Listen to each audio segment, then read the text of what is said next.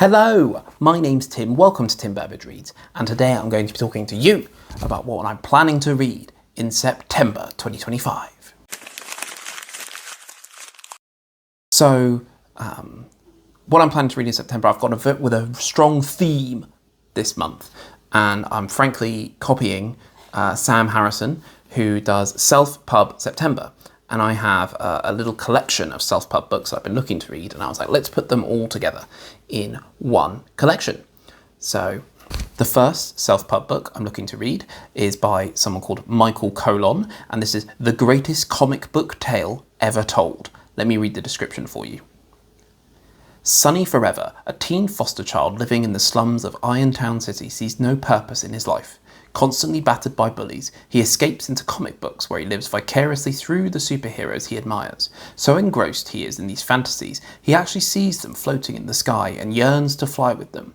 However, an ominous shadow phantom warns him against seeking the truth about his real parents and the reason he was born. His foster mother tells him he's special, that he's a superhero in his own right, but he sees no way to prevail over the poverty, strife and violence surrounding him. As he grows into adulthood, the shadow phantom blurs the line between comic books and reality, turns the page where Sunny is the villain of Irontown City, and a golden glowing superhero emerges. It's an epic battle between good and evil with a twist Sunny never saw coming. So this is a novella, and I was sent it by the author for a review. So thank you very much, and I'm planning to read it in September. The next self-published book I'm looking to read is The Lich Before the Darkness by Timothy Stormcrow. So again, the author sent me a copy of this book, and he's called Tim, so I have to read it. It's just a fact. We've got to stick together. Let me read the blurb for you. The fates of Aisling, Eric and Maeve are intertwined in a world where the extraordinary is already commonplace. Aisling confronts daunting challenges in her new job as an investigative agent within the Department of Investigations and Discoveries. Eric, blessed with a unique ability to communicate with spirits, navigates a reality replete with ghostly presences, learning his very existence will change the course of history. Maeve, after being murdered, resurrected, and then fired from her job, is forced to confront the demon she was sacrificed to and start a new career. Their stories weave together to create suspense, action, and mystery, set in a world where gods walk the earth and monsters ride the bus, with a new take on some classic creatures from popular folklore and how they would cope in a modern world. So this is another novella. Looks like a nice mix of humour and fantasy, and I'm really looking forward to reading it. The next book I'm looking to read, I actually have in paper, but I don't have it on me, so I'm going to put a picture up, and it's called Gallows Born by A.C. Salter. So this is a book that my sister-in-law bought me for my birthday, and the author is on BookTube, I think, or BookTok, and my sister-in-law follows them and bought the book for me. So let me read you the blurb. We live as men, but fight as gods. He was born on the gallows, the corpse of his mother swinging from the rope above. The villagers branded him as the son of death, the bane of the north, and left him out for the Fug to claim, a deadly fog ruled by the Draugr, Viking warriors that had long ago fallen in battle. They didn't expect him to return the next day, tattooed with the mark of an ancient god. At the frontier's edge, a looming mountain guards secrets, the body of a god buried at its summit. Below, Castle Garrick harbours shadows that conceal both peril and promise for Bane, a mere forager struggling to survive. With the discovery of his lineage and a blood link to the god, his journey unfolds, fraught with peril and purpose. As war drums echo across the north, Bane's newfound revelations may prove to be the realm's only hope. So this seems like a bit more of a dark fantasy. This is a full novel, and I'm looking for, it should be good. And the last self-published book I'm looking to read this month is Hell for Hire by Rachel Aaron. So this was in my TBR last month, and I didn't quite get to it, so I've moved it into this. And this is an urban fantasy, and I found it on the Kindle store for 99p, so I bought it because Rachel Aaron is an author who I used to follow on social media. She had a blog where she talked about the craft of writing, and it was a really, really good blog. It's still all up there.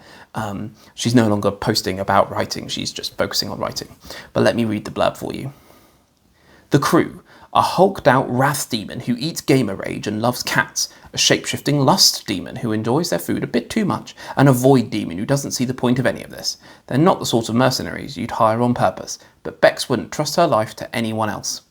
Ever since the ancient Mesopotamian king Gilgamesh decided death wasn't for him, killed the gods, and conquered the afterlife, times have been rough for a free demon.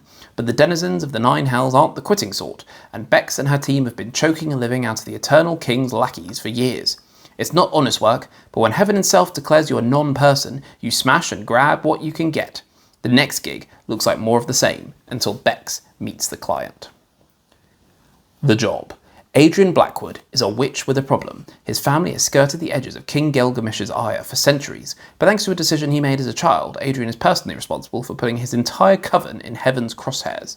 Determined to set things right, Adrian drags his broom, cauldron, and talking cat thousands of miles across the country to Seattle, where he can fight the Eternal King's warlocks, without bringing the rest of his family into the fray. But witchcraft, like all crafts, takes time, and if the warlocks catch him before his spells are ready, he's dead. So Adrian does what any professional witch would do, and hires a team of mercenaries to keep the warlocks off his back. He didn't expect to get demons, but when you're already on the killing edge of heaven's bad side, what's a bit more fuel on the fire? Sometimes you get more than you paid for. Neither Adrian nor Bex knew what to expect when they signed their contract, but witch plus demon turns out to be a match made in the hells.